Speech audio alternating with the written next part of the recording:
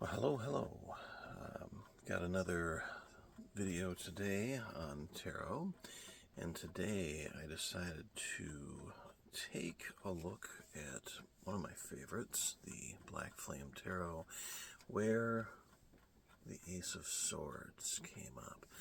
The Ace of Swords, the suit that I mostly think about when it comes to the mind, and the individual, and the intellect, and the thinking, the thought process. And as I looked at the Ace of Swords, I got thinking about thinking. And I had some thoughts about thoughts.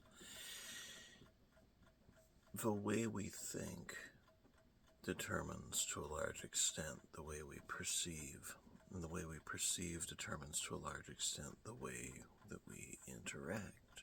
The way that we interact with ourselves, the way that we interact with others, circumstances, people, things, places, etc. It got me thinking about something that an old and sadly departed comedian and thinker said, George Carlin, where he talked about the fact that the quality of our thoughts can't surpass the quality of the language that we think the thoughts in.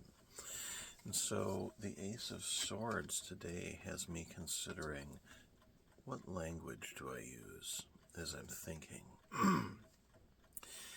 Do I think that neighbor or that person on the road or that person that I had an interaction with is a stupid buffoon?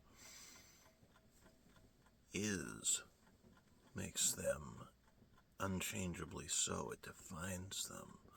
Or did the neighbor, the person on the road, or the person I had a phone interaction with, or whatever, did they behave stupidly? Did they behave ignorantly? We see a distinction even between those two words, in severity, in capacity, in perhaps even intention, and degrees of responsibility. Do you pause, perhaps, and ponder what you truly intend to communicate, what you truly intend to convey, what message do you want to send, and do you select those words carefully according to your meaning, or do you just spew them out, being guided perhaps primarily by emotion, letting that take the reins? Do an experiment with yourself. Experiment with more controlled, carefully crafted communication versus the communication and the subsequent and necessary interactions that result from emotion-driven, emotion-fueled communication. How do things generally turn out between the two scenarios? Use that result, use that trial and error, cause and effect method, and it takes some time, and you probably won't